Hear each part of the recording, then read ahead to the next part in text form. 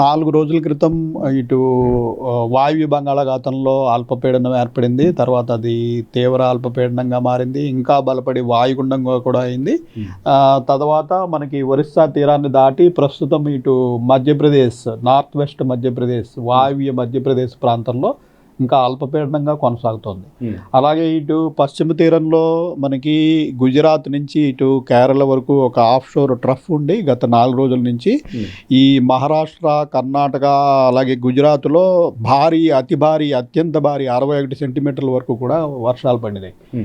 అలాగే మనకి ఈ యొక్క సిస్టమ్ వల్ల ఈ బంగాళాఖాతంలో ఉన్న సిస్టమ్ వల్ల ఇటు ఒరిస్సా, ఛత్తీస్గఢ్, మధ్యప్రదేశ్ ఈ ప్రాంతం అంతా కూడా వర్షాలు పడుతున్నాయి. అయితే మనకి తెలంగాణలోకి వచ్చేటప్పటికి ఈ 2 సిస్టమ్లు కూడా మనకి చాలా దూరంగా ఉన్నందువల్ల మనకి మాయిశ్చర్ అక్యుములేషన్ లేదు. తేమ గాలులు ఇక్కడ కూడిక లేకపోవడం వల్ల మన మీద నుంచి వేగంగా గాలులు విపరీతమైన వేగంతో గత 4 రోజుల నుంచి చూస్తున్నాం. ఈదురుగాలులు మనకి ఈ ఈదురుగాలులతోటి మనకి వర్షం లేకుండా పోయింది.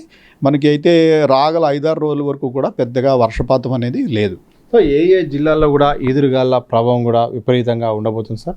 ఈదురుగాలులు గత 4 రోజుల నుంచి కూడా ఉన్నాయి. మనకి ముఖ్యంగా ఉత్తర తెలంగాణ, ఈశాన్య తెలంగాణలోని జిల్లాలో గంటకి 50 నుంచి 60 కిలోమీటర్ల వేగంతోనూ, మన సిటీ ప్రాంతంలోనూ అలాగే దక్షిణ తెలంగాణ, సెంట్రల్ తెలంగాణ ప్రాంతంలో 40 నుంచి 50 కిలోమీటర్ల వేగంతోనూ గత 3 రోజుల నుంచి వీస్తున్నాయి. మరొక 3 రోజుల వరకు కూడా మనకి ఈదురుగాలుల ప్రభావం ఉండే అవకాశం ఉంది. సార్, లాస్ట్ టైం మీ దగ్గరికి వచ్చినప్పుడు అయితే మాత్రం రాష్ట్రంలో ఇక భారీ వర్షాలు ఉండే అవకాశం ఉంది, కొన్ని జిల్లాల వారీగా అని కూడా చెప్పారు. కానీ ఇప్పుడు వాతావరణ పరిస్థితులు చూస్తే మొత్తం డిఫరెంట్గా మారిపోయింది. ఎందుకు ఇంత భారీగా వాతావరణంలో మార్పులు వచ్చినాయి? వర్షాలు ఎందుకు పడట్లేదు?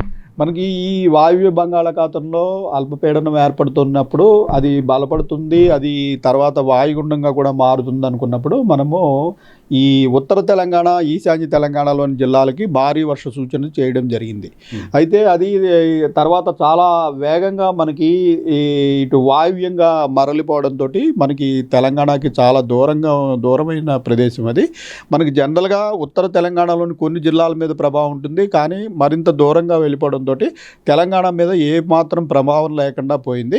దానికి తోడు మనకి ఈ సిస్టమ్ ఉండటం వల్ల మనకి ఏమవుతుందంటే ఇటు నుంచి ఇటు వచ్చే ఆ సిస్టమ్ వైపు పోయే గాలుల యొక్క వేగం విపరీతంగా ఉంటుంది. ఆ వేగం విపరీతంగా ఉండడం వల్ల మనకి క్లౌడ్ ఫార్మేషన్ కూడా ఆటంకం అవుతుంది అన్నమాట. మనకి వేగంగా మాన్సూన్ గాలులు, ఈ మాన్సూన్ గాలులే వీటన్నిటిలోనూ తేమ ఉంటుంది, కానీ ఈ గాలి వేగం చాలా 60-70 కిలోమీటర్లు ఉన్నప్పుడు మనకి క్లౌడ్ ఫామ్ కాదు. క్లౌడ్ ఫామ్ కావాలంటే మనకు దగ్గరలో ఏదైనా సిస్టమ్ ట్రిగ్గర్ మెకానిజం, అంటే మాన్సూన్ వచ్చినంత మాత్రాన మనకి వర్షాలు పడవు. మాన్సూన్ వచ్చిన తర్వాత దాన్ని ప్రేరేపించడానికి ఏదైనా ట్రిగ్గర్ మెకానిజం కావాలి. అంటే మనకు దగ్గరగా ఉన్న ప్రాంతంలో ఏదైనా ఉపరితల ఆవర్తనం కానీ, అల్పపీడనం కానీ, ద్రోణి కానీ ఏర్పడినట్టయితే ఈ వేగంగా వెళ్తున్న గాలులు అక్కడ స్లో అవుతాయి. స్లో అయ్యి దాని చుట్టూతా రౌండ్గా తిరగడము, దాని ద్వారా మాయిశ్చర్ అక్యుములేషన్ వెనకాలన్న గాలుల మీద పడి మనకి వర్షపాతం లభిస్తూ ఉంటుంది. అయితే మనకి ఈ 2 సిస్టములు కూడా మనకి చాలా దూరంగా ఉన్నందువల్ల మనకి ఈ ఈదురుగాలుల వేగం పెరిగిపోయింది, కానీ మనకి వర్షపాతం లేదు. రాగల 5-6 రోజుల వరకు కూడా మనకి దగ్గరలో సిస్టమ్స్ ఏమీ ఫామ్ అయ్యే అవకాశం లేదు. కానీ ఈదురుగాలుల వేగం మటుకు మరొక 3-4 రోజులు కొనసాగే అవకాశం ఉంది.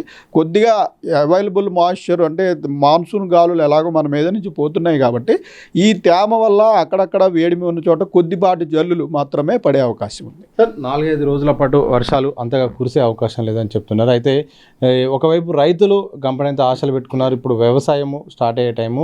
ఇలాంటి సమయంలో మరికొద్ది రోజుల్లో ఏమైనా ఈ వాతావరణంలో మార్పులు వచ్చే అవకాశం ఉందా, లేకపోతే యథావిధిగా తేలికపాటి వర్షాలకే పరిమితం అవుతుందా?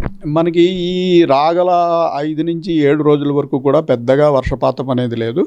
ఏదో లైట్ రెయిన్కి తప్పించి పెద్దగా వర్షపాతం కనిపించట్లేదు. మనకి ఏదైనా మధ్య బంగాళాఖాతంలో సిస్టమ్ ఏర్పడటం కానీ, లేదా తెలంగాణ మీదుగా ఒక ద్రోణి ఏర్పడటం కానీ జరిగితే మనకి మళ్ళీ వర్షాలు ఊపందుకునే అవకాశం ఉంటుంది.